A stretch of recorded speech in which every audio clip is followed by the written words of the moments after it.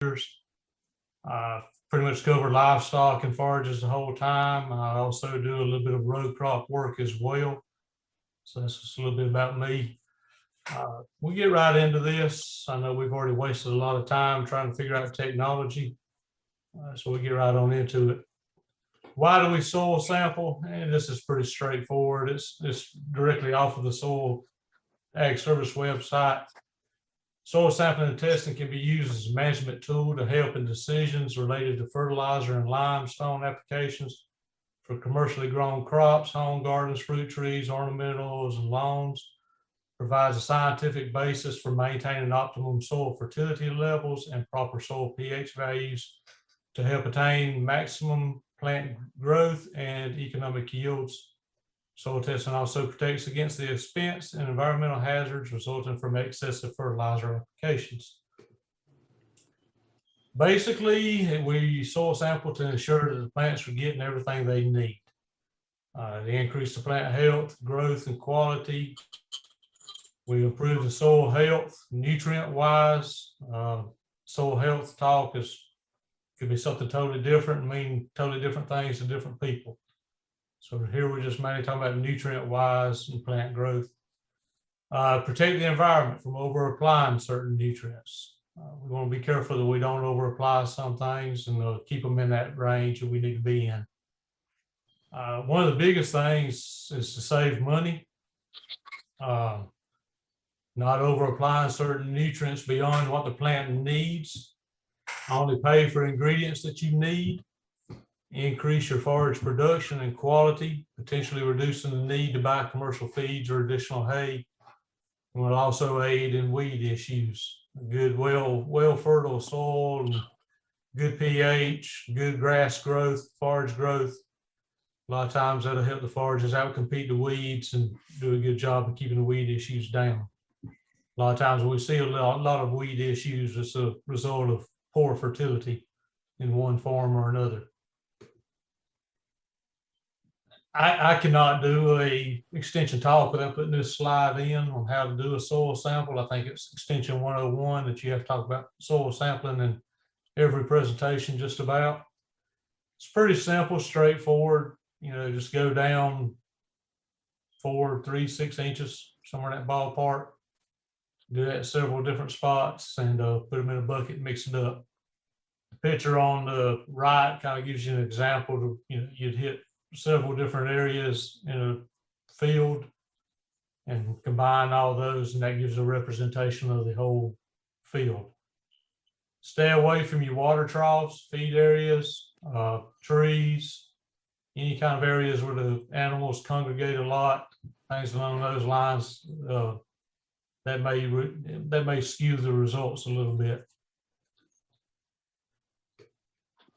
And generally, we like to keep them, you know, 15 to 20 acres max per sample, depending on how big the fields are. Sending in the sample, you know, we're kind of going through the basics, which if you don't hit the basics, you can't get to the rest of it. Soil sample bag, pick them up at any extension office. If you don't have the bags, bring it in a Ziploc bag, coffee can, whatever. It doesn't really matter. We'll put it in the bag for you. But we still need that information. We need a sample ID, something so that you know which field it came from. Pasture, old barn field, or old tractor's park, whatever you can put on there to let you yourself know that that's the field that that sample came from. Name, email. Email something the soils lab has gone to a little bit more. Save $1 by getting the results emailed to you. If you still kind of like me and like the old hard copy mailed, it's an extra $1 just for the mailing process. City, state, crops. If it's a pasture, what kind? Fescue, Bermuda, Bahia, clover, whatever else. Kind of saves a little time, makes the process a lot easier if I don't have to pick up the phone and call you back and say, hey, you said this is a pasture, but what are you growing? And, you know, we get a lot of people, well, it's a little bit of fescue and Bermuda, or, you know, want to test it for either one. We can test each soil sample up to 4 or 5 different things, I believe. I think it's 4. So we can test it for multiple things if you'd like. We can run a test on the same sample for fescue and clover. And a lot of times we do things like that. Adding a phone number never hurts. For whatever reason, they kind of took that off the bag. You can always write that just right above that sample ID part. Like I said, sometimes we need to get back in touch with you before the sample gets sent off. So having that phone number helps out a lot. Then on the back of the bag, it just kind of gives you some ideas on how to take or suggestions on taking the soil sample. Then we got the form that you need to fill out as well for the samples. And I think a lot of people got these kits that y'all sent out, should have the form with it. The biggest thing is this top portion with name and all the vitals and the sample ID. The rest, and then the crops to be grown as well. The rest we can, crop codes, don't worry about that too much. As long as we know what you're growing, we can fill in the crop code for you if you're going through the office. If not, all that information is on the Ag Service website. And then the standard sample, and then fee of $6. And you can see on here, you can test for other things as well beyond the standard sample. Some people might want to look at organic matter. Something I encourage a lot of people to look at or keep in mind, maybe not test for it necessarily unless you're having problems, is the sulfur level. But there's other things you can test for as well. But the standard sample does not include most of these. It tells you at the top, standards, phosphorus, potassium, magnesium, calcium, so on. Okay. After you send it in, they're going to mail you back or email you back the results. And this is kind of what the results page is going to look like. It's going to have your name, lab number, account number, sample ID and all that. And basically going to tell you pretty much what your soil looks like and where you stand. And that's where we fall into is how do we interpret this? How do we know what to do? They also give you written recommendations on another page or the same page. And if you go back to it at the bottom, you can see this one's for Bermuda Bahia hay and also for fescue hay. Can't remember if they didn't know exactly what they were doing or transitioning or what. But it gives you recommendations or pounds per acre of the nutrients that you need. And it tells you C comments 45 or C comments 701. Yeah, Jeff. Frank, next. And that's where this next page comes in on the recommendations, and this is comment 45.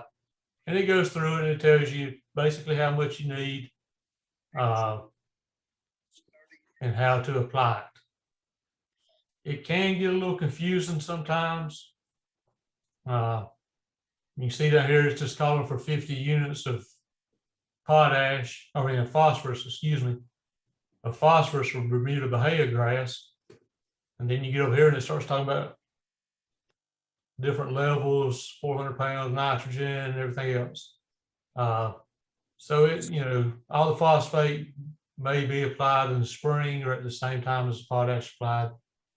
Kind of basic somewhat, but it does give you a little bit of the recommendation.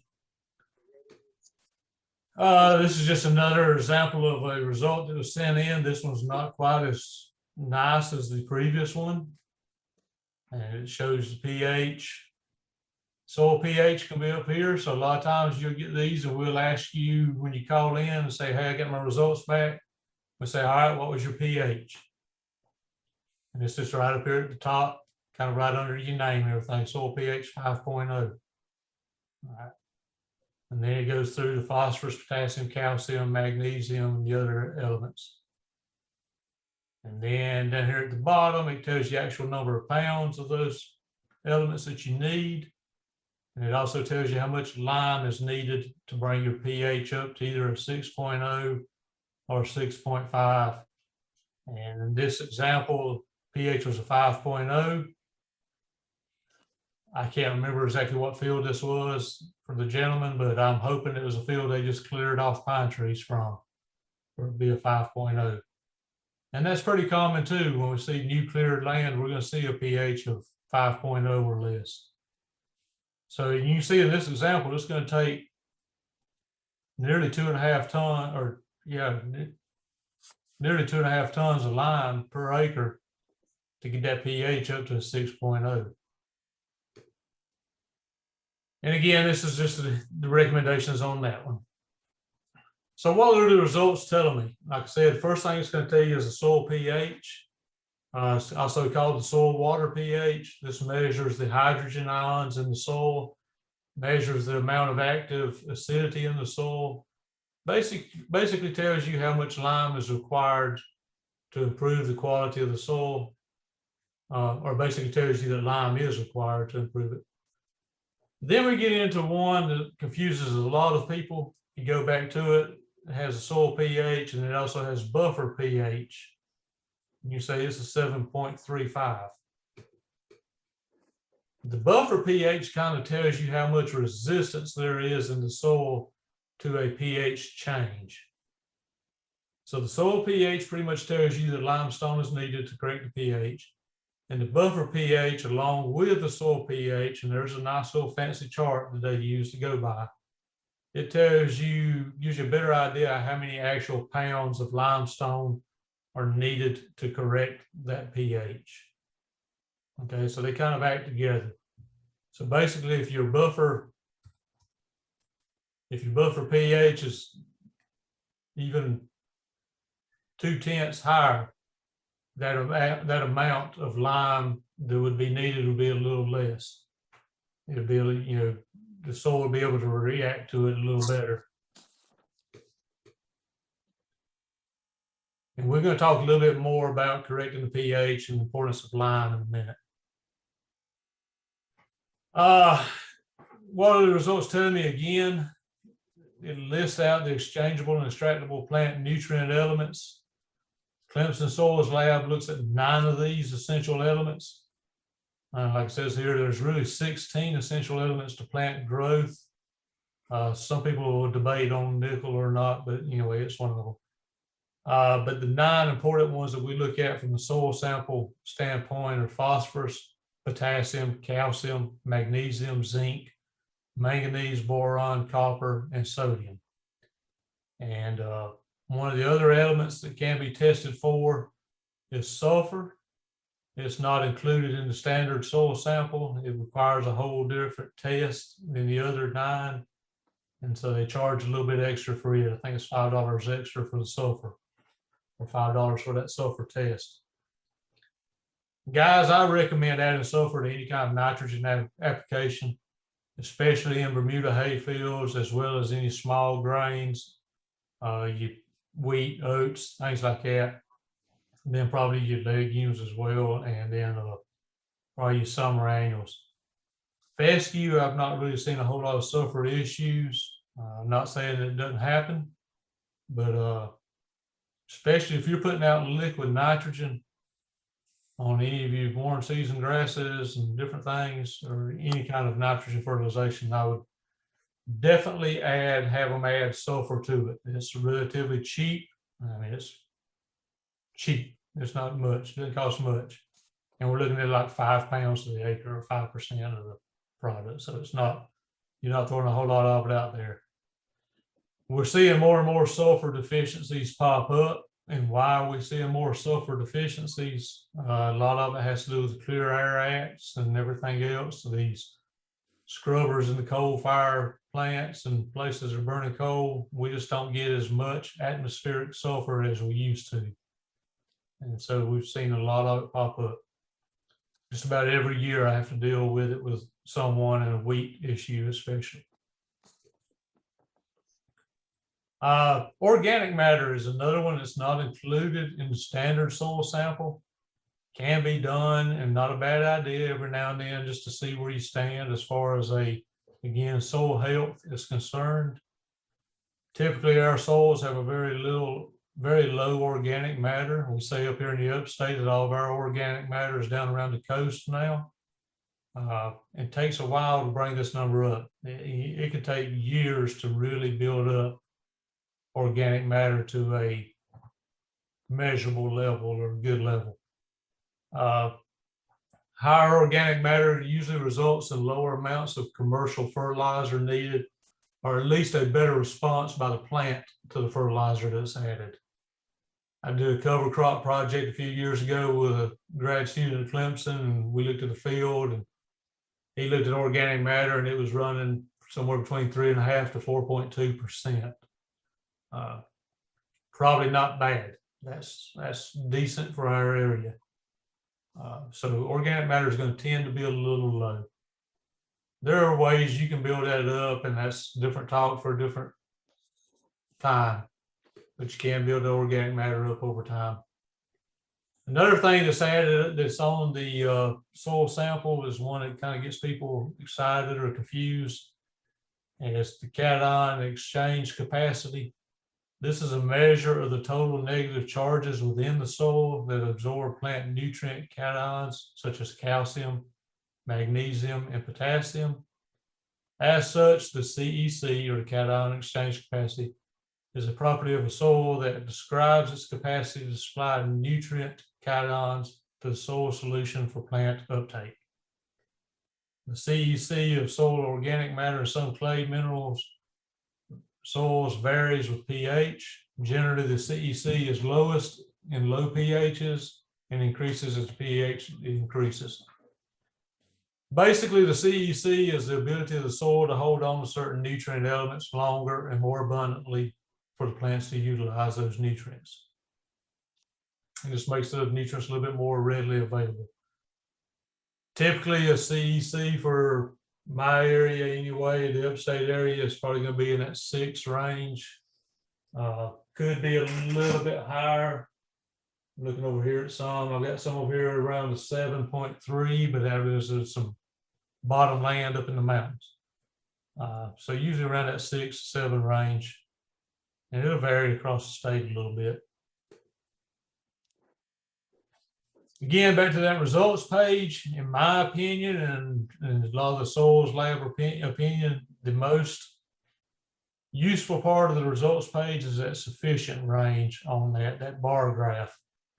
If I can look at that bar graph and I see phosphorus is low, potassium is medium, I automatically know that we need phosphorus and potassium.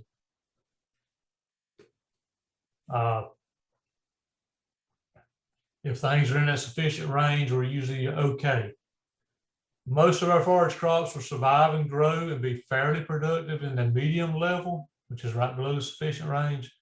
But by maintaining our levels in the sufficient range, we're keeping a good insurance policy that the plant's going to have plenty and all it really needs.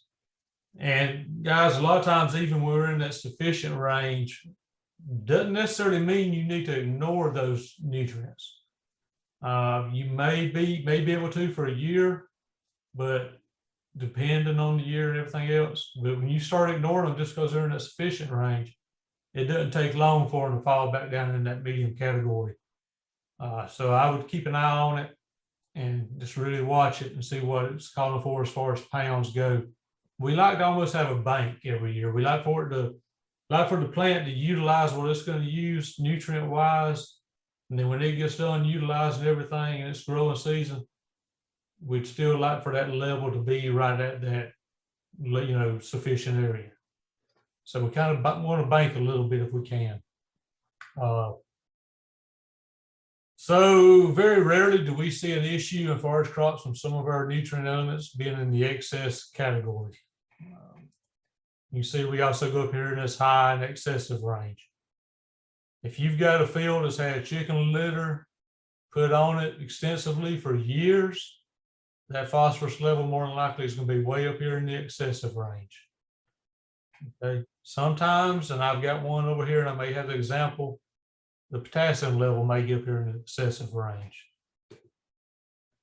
We can get problems with excessive without getting into too much chemistry. You get too much of one nutrient, it starts counteracting other nutrients, makes them less likely to be absorbed by the plant. And so it kind of a lot of times lead to other issues.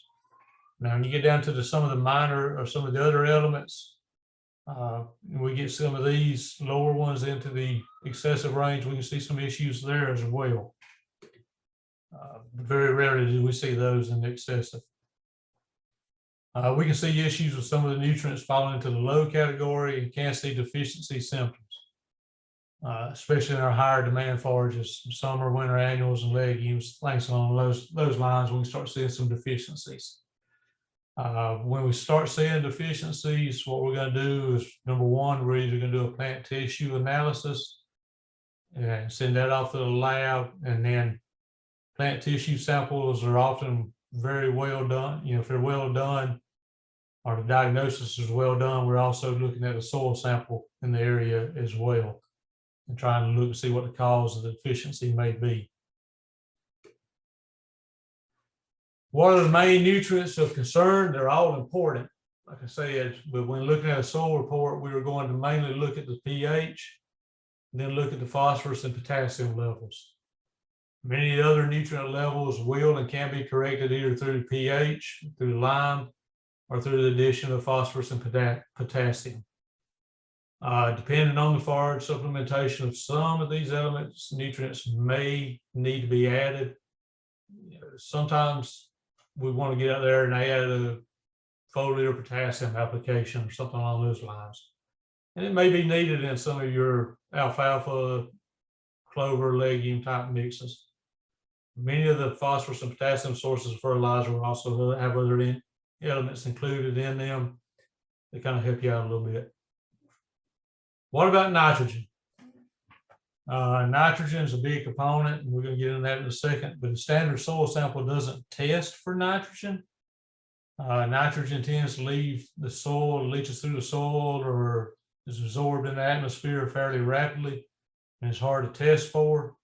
Nitrogen recommendations are given based on the type of forage crops being grown, and is specific to each one.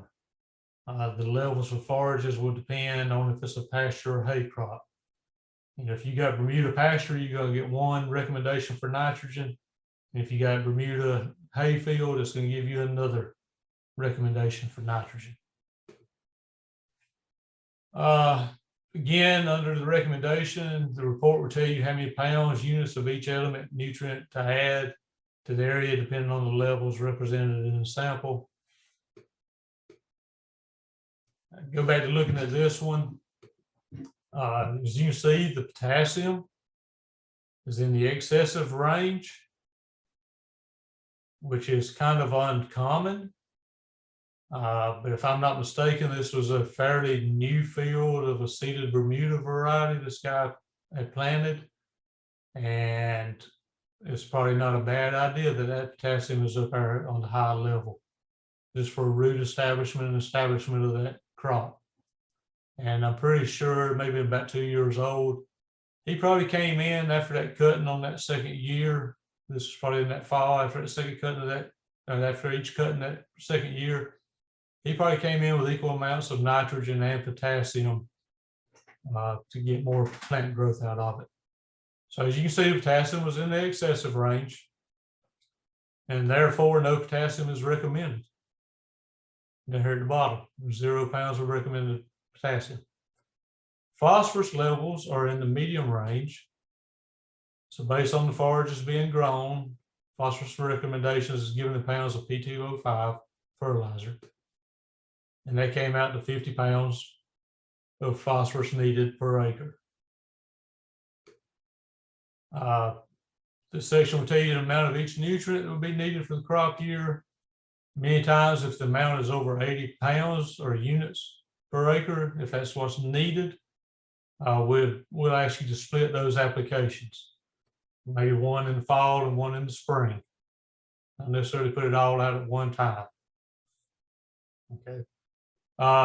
My thing is on this one with phosphorus, 50 pounds, I don't really care when you put it out because it's not going to move. Phosphorus doesn't leach. It doesn't leave the soil very rapidly. So if you put it out in the spring, it's going to be there in the fall. If you put it out in the fall, it's going to be there in the spring. So phosphorus is not that big of a deal when you get it out. Nitrogen normally only applied at 50 to 60 units per acre per application. High producing hay fields, you probably go a little higher than that. Really depends on the weather. and if you're expecting rain or if you've got irrigation on the Bermuda hay fields and some of those situations, then you may look at 75, 80 pounds of nitrogen per acre. Just really depending on how much you want to push it and the environmental conditions. Generally speaking, in pasture situations, more than 50 to 60 units, that's about all the plant's going to use before it leaches or volatilizes into the atmosphere. Again, we try to put these recommendations in writing. I say we, the Soils Lab does for producers, but it can get a little lost with producers a lot of times. But you can read this one. It's really gets into the nitrogen and everything else, depending on if you want to produce 4 to 5 tons of hay per year or 6 to 7 tons. This is a dry land situation, so 4 to 5 tons would be ideal or nice. And it kind of gives you a total amount of about 240 pounds of nitrogen per acre for the growing season. And, you know, generally we'd probably go with about 60 to 70 pounds of nitrogen after each cutting. And I will reiterate what I said just a minute ago. I'm a firm believer that if you've got a Bermuda hay field, after each cutting, when you come back in and add additional nitrogen for the next cutting or for regrowth, you should probably be putting out equal amounts of potassium as you are nitrogen. Most of my guys, a lot of them are using a 20-0-20 type fertilizer and putting out just as much potassium as they're putting out nitrogen. Keep in mind, the hay field, when you cut the hay, you're removing the hay, you're removing those nutrients off that field. Pasture situation, the animals are defecating, manure is put back in the field, a lot of those nutrients are put back into the field. But hay fields, you're removing all of them when you cut that hay off. And Bermuda is a big user of potassium and you're taking a lot away each time. All right, that was the quick and dirty on the soil sampling and the results. If anybody's got any quick questions on that, I've got a little bit more I'm going to hit on real quick. So we can wait. If you got questions, we can wait to the end. I'm going to go through this other pretty quick, somewhat quick. Here's another one we often get, understanding the fertilizer. Most bags of fertilizer formulations will be listed as 3 numbers. In fact, all of them should be. The old 10-10-10 that everybody's granddaddy or daddy used on their garden, a lot of people still do use on their gardens. 7-17, 19-19, 20-0-20 I just mentioned, 34-00, which is your ammonium nitrate and nitrogen. Those are kind of examples of the 3 numbers. What do the 3 numbers tell us? They are nitrogen, phosphorus, and potassium in that order. They will always be in that order, and that's the order they come in. It's basically telling you how much you have of each one of those nutrients in that bag. It's a percent. So a 10-10-10 would be 10% nitrogen, 10% phosphorus, 10% potassium. So in this example I've got over here is a 50-pound bag of 19-19-19. You're going to have in that 50-pound bag, you're going to have 9.5 pounds of nitrogen, 9.5 pounds of phosphorus, 9.5 pounds of potassium. So what's the remaining 21.5 pounds in the bag? It's filler. Good fertilizers, a lot of times we use lime or a percentage of lime. The cheaper stuff that you buy at Walmart, somewhere like that, it's probably going to have sand or gravel or some kind of just worthless filler in it. Okay. Some of you may be familiar with the old rainbow fertilizers that was out years ago. That was a good thing about rainbow fertilizer. It always had a good filler in it and was beneficial, or somewhat beneficial, more beneficial than sand anyway.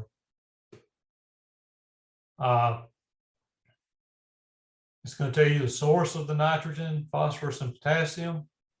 In this one, the nitrogen is from urea, phosphorus is from diammonium phosphate, and potassium is muriate of potash. So how much fertilizer do I need? I'm gonna go through a little example that I'm gonna make math user friendly. Let's assume the soil report says your fescue or Bermuda pasture, but you need to add 55 units of nitrogen. It's probably gonna take 50 to 60 units, but we're just gonna say 55. 55 units of phosphorus and 55 units of potassium. Let's just assume that's what the soil sample told you. So for this example, we need equal amounts of each nutrient per acre. This is often the case. A lot of times we'll see this, or this is kind of what I would recommend if, if your phosphorus and potassium are in that medium category or low. I may recommend this for at least one application anyway.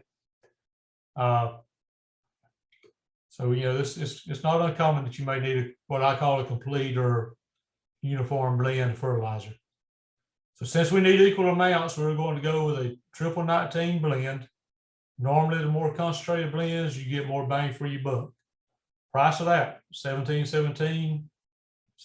versus 19. See what the price is, and then really look at it, how much you're spending per nutrient. If you're putting 10 out on pastures, you're wasting money. Just gonna put that out there as well. All right, so we need 50 to 60 units of nitrogen, 55 units of P, 55 units of K per acre. We're going to utilize a 19.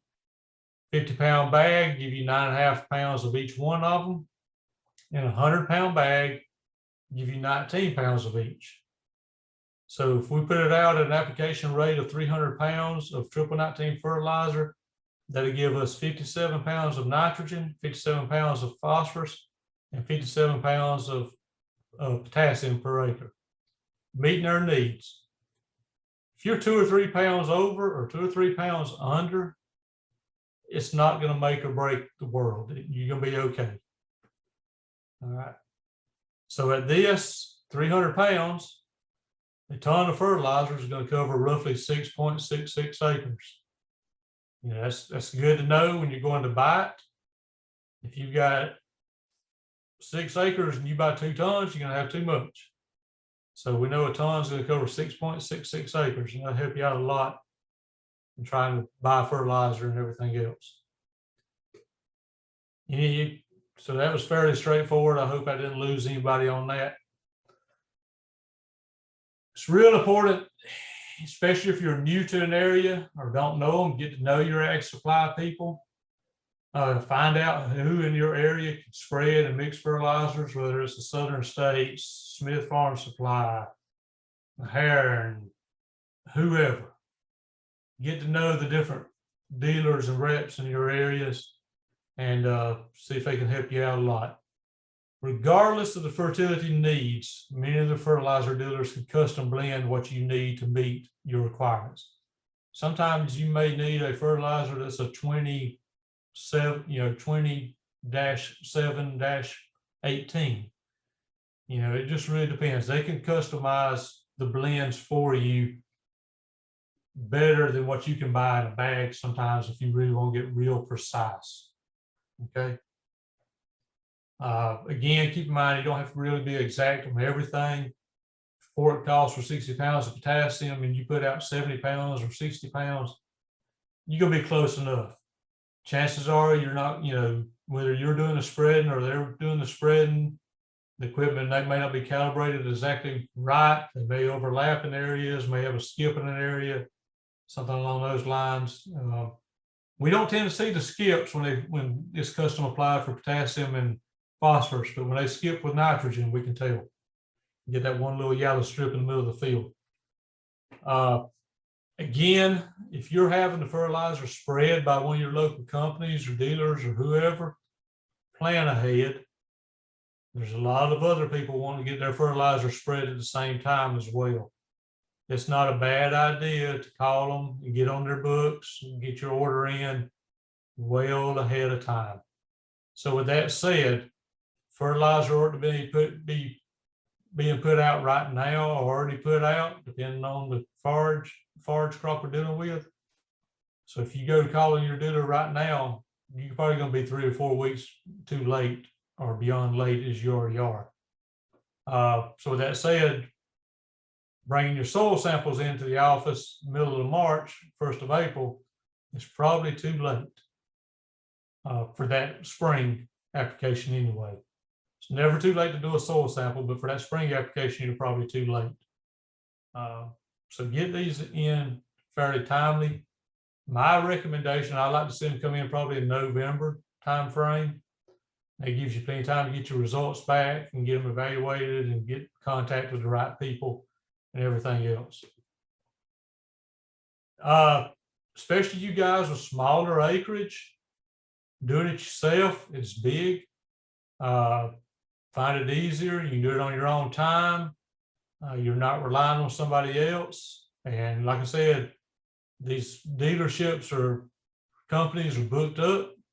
Then if we get 3 or 4 or 5 days of rain, they're either even further behind. Whereas if you have your own spreader, you can get out there and do it yourself and save a little time and everything else. So, you know, these are little 3-point hitch spreaders and go on back of any kind, just about any tractor, and fairly inexpensive. I'm not saying the tractors are inexpensive, but the spreaders are not too bad. You know, if you got large acreage, you may find it well worth your investment to go ahead and buy your own pull type, buggy type spreader. And that may be a little excessive for what a lot of people would need, but just really depends on the situation. These work well for fertilizer, not so well for lime. When you start putting bulk lime in there, pelletized lime, they would do good on. But bulk lime, if you normally put out in a pasture situation, unless you got somebody to stand back there on the back of that thing and sit there with a stick and keep it from clogging up, you're going to have major issues. All right, timing, cool season perennials on fertilizer. Generally, you know, cool season perennials, we're usually looking at tall fescue 2 times per year is when we look at it. Nitrogen is spring, around 1st of March, thereabouts, and again, late August, September. Phosphorus and potassium can really be applied either in spring or early fall. Many will apply it in the fall. Depending on how much you really need in that field, if you only need 1 application, or if you're not even going to fertilize in the fall, a lot of people just fertilize in the spring and don't even fertilize in the fall. So in a pastoral situation, if you get that potassium out there in the spring and phosphorus as well, you're not really hurting anything. Cool season annuals, P and K need to be applied in the fall at or near planting, along with some nitrogen to get the crop going, and then another application in the early spring of nitrogen.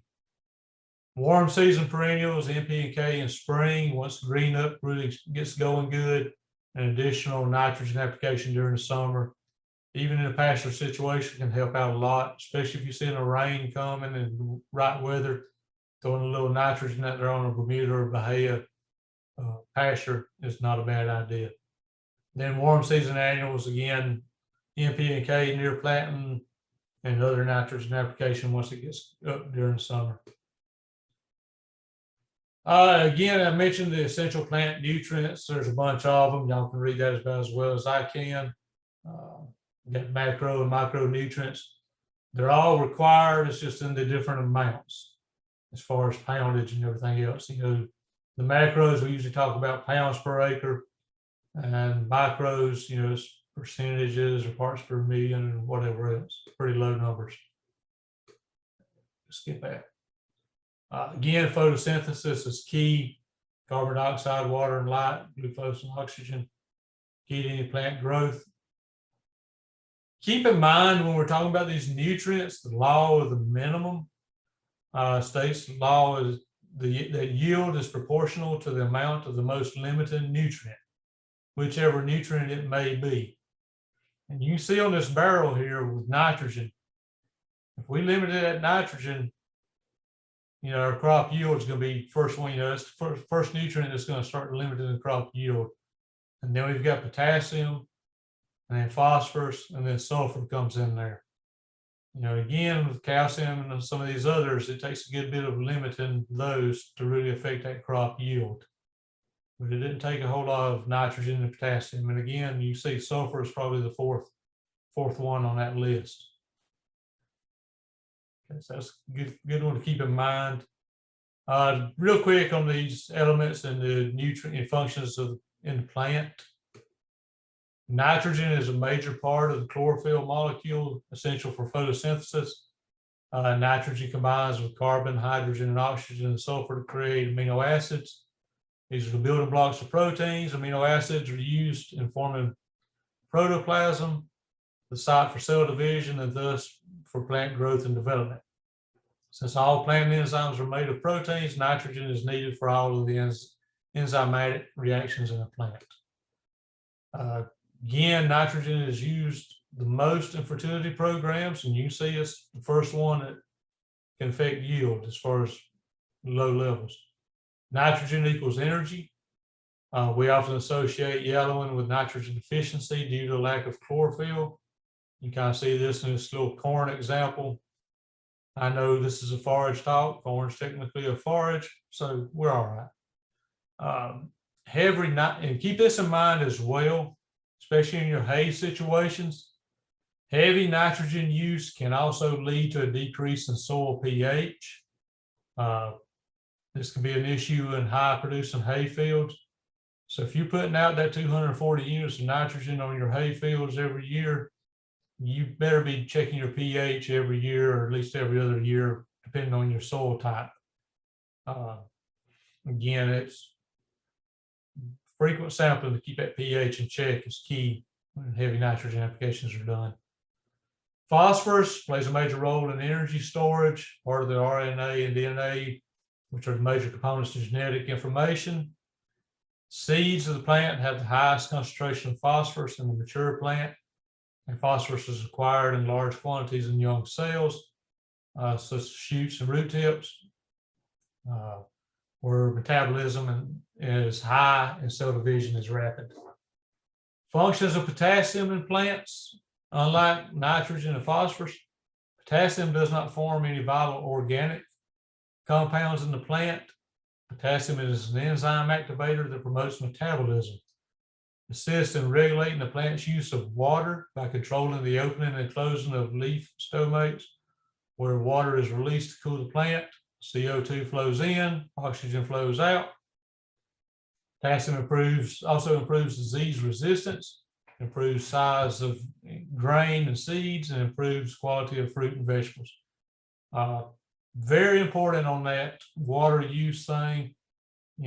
Plants in high potassium fields tend to be a little bit more drought tolerant than those in potassium deficient fields.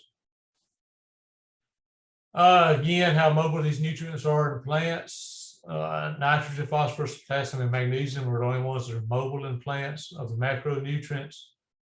Plants will prioritize where nutrients are needed and process them the right way.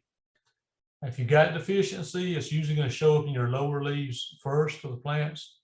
So we can look at that as well. That's, again, deficiency issues somewhat is a different talk, different time. Again, pH is critical. pH of 7 is considered neutral. Acid soil has more hydrogen ions, basic soil more hydroxyl ions. Ideal agricultural soil is somewhere at 6.5 to 7. A lot of times in our pastures and our ag fields and everything else, we're looking at soils anywhere in that 5 to 7 range. Again, ideal, if I had my ideal, it'd be right there and around that 6.5 range, maybe even 7. Okay. Crop yields, quality, nutrient availability, microbial activity, and symbiotic nitrogen fixation are all impacts of soil pH. Nutrient availability is a big one, as are all of them, really. The old saying, if you can't afford to lime and fertilize in the same year, then put lime out. Okay. A lot of people say, well, I just can't afford to do $60 an acre for $65 an acre for lime and another $90+ an acre for fertilizer this year. Well, if you can't afford to do both of them, then make sure you at least get the lime out if your pH says you need it. And it goes back to this one up here with nutrient availability. This is a good chart and shows you that on the nutrient availability. Where it's widest is where the plant the pH level where the plant can take up the most of the nutrients. And you see down here, if pH is around a 5, the availability of that nitrogen, phosphorus, potassium, and all that is just not there. If you've got a pH of 5 and you go against this saying right here, and you decide you want to go ahead and put 300, 350 pounds out of a triple 19 with a pH of 5 without putting any lime to help correct that, you're about as well off to go ahead and write me a check and just bring it by here. Because that's, money's gonna be better spent that way. The plants are just not gonna be able to utilize those nutrients. Okay, so you can see up here about 6.5, you're hitting the category on just about every one of the nutrients where they're most susceptible to the plant. And you see up here when we get up into the 8.5, which I've never seen a pasture in that level or any ag field. I've seen some garden samples come in at 7.5 to 8. But up here you start seeing deficiencies in some of these other areas. So about 6.5 is ideal.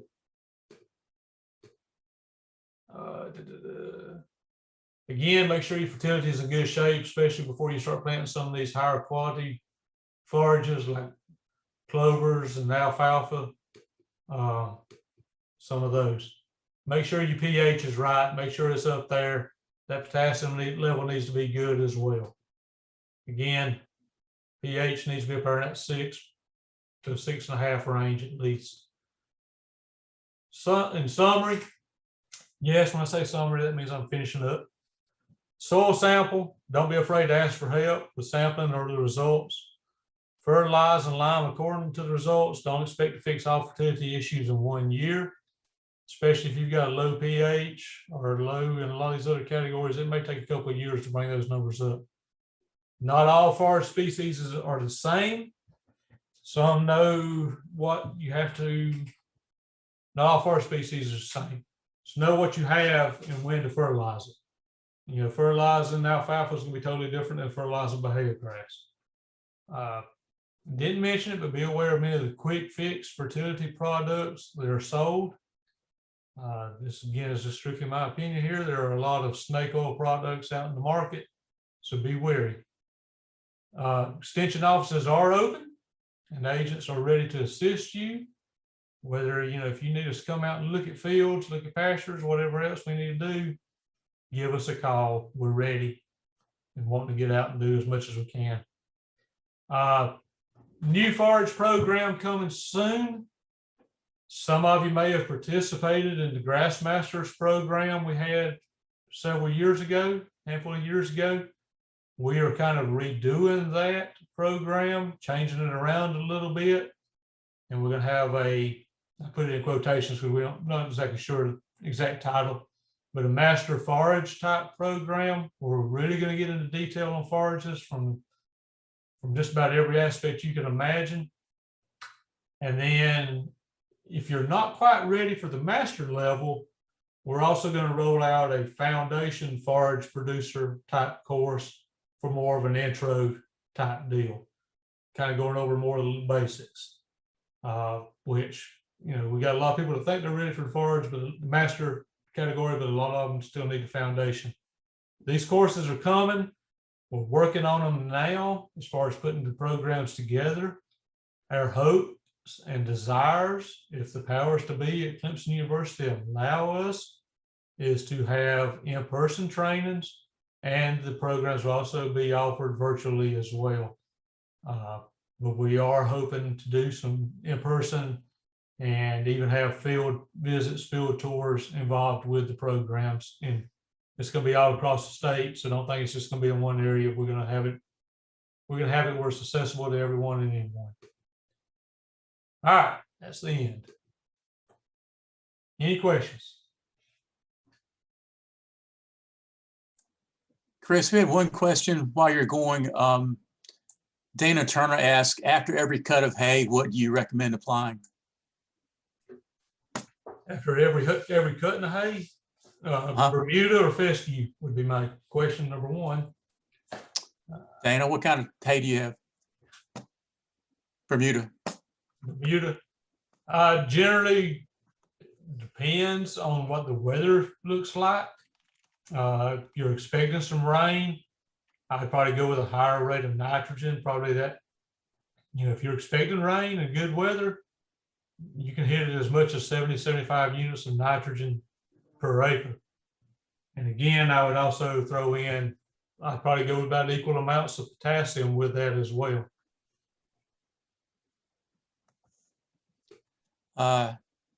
April asked, what about with fescue after every cutting?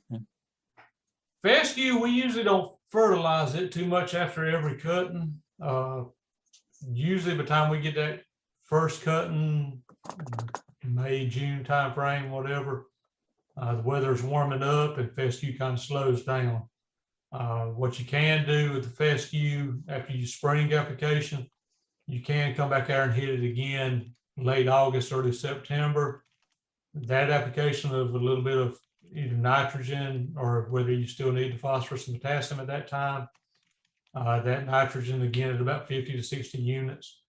That's either going to do one or two things. It's going to add some growth for a good hay cutting if it's strictly a hay field, or if it's in a pasture situation, you can look at stockpiling that fescue and grazing it down the road and having it. In that situation, stockpiling, you'd want to leave the animals off of it and let it grow.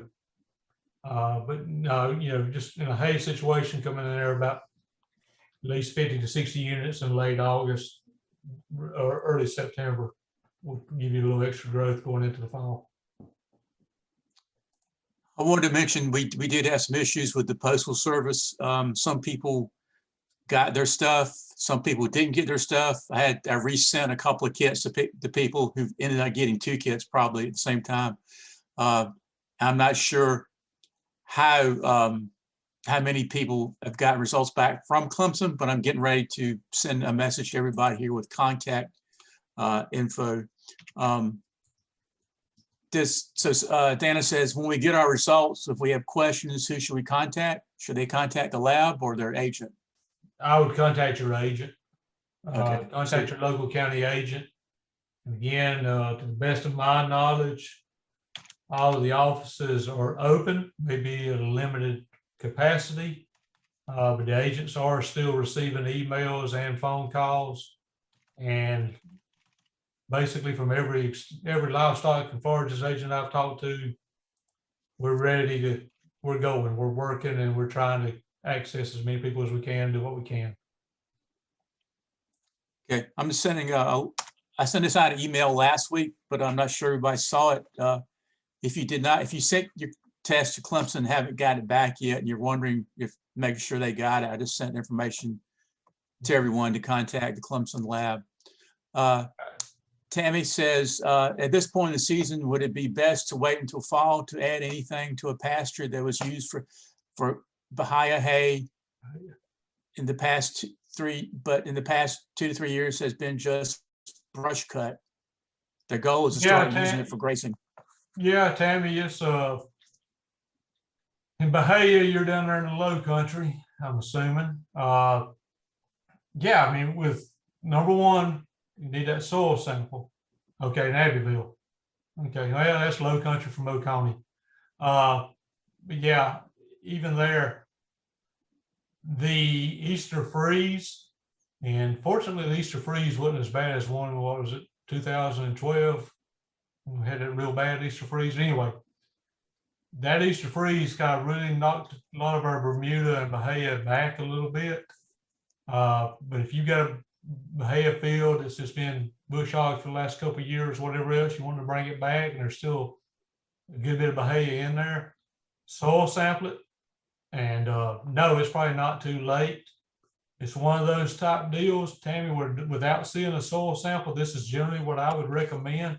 If you tell me that field has not had anything done to it for at least 2 to 3 years or more, that's one where, number one, we're probably going to need that lime, that pH brought up. And then number two, that's probably one where I just say go in there with 300 pounds of that triple 19. And that's probably what you're going to need. It's probably not too late if you can get that soil sample in next week or so.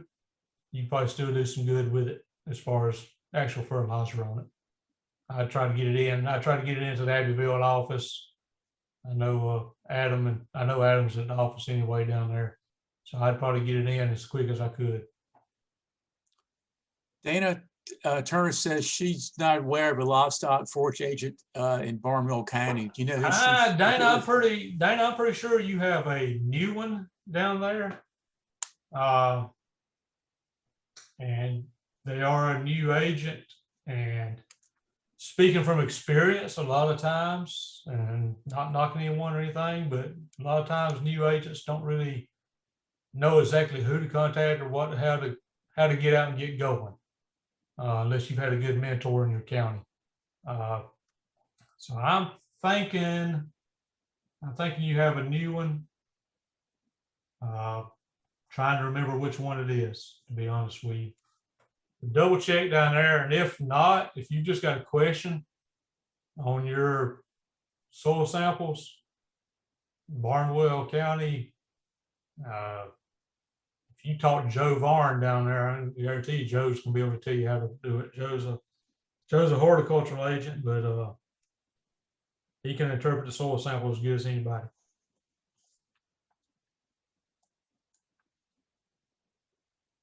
Okay, anybody else have a question?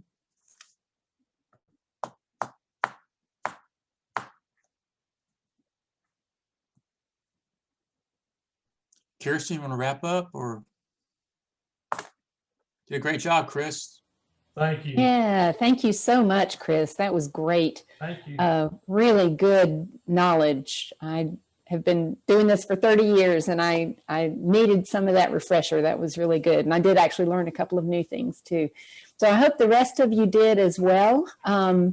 We want you to know that we are out here working for you. We work closely with Clemson Extension and the Natural Resources Conservation Service. We are the South Carolina Forage and Grazing Lands Coalition. And the coalition part means that we are a conglomerate of those two plus DNR, and we're all working to try to get these programs out to you and to serve you. So if you have ideas for things that you would like to see, or if you have questions or want to see some more presentations, please reach out to either Clemson Extension or us, and we really want to help you. Gary, do you have anything coming up that you would like to share? Not aware of. I would mention to people to please go to scforage.org. We have a lot of resources on there, and we'll be updating some more soon. We'll be putting this video down there, and if Chris doesn't mind sharing his PowerPoint, we'll put that on there too. But you can also contact us on our website. We have a contact link on there. And when you send that email, it comes to me, and we can respond to questions or suggestions.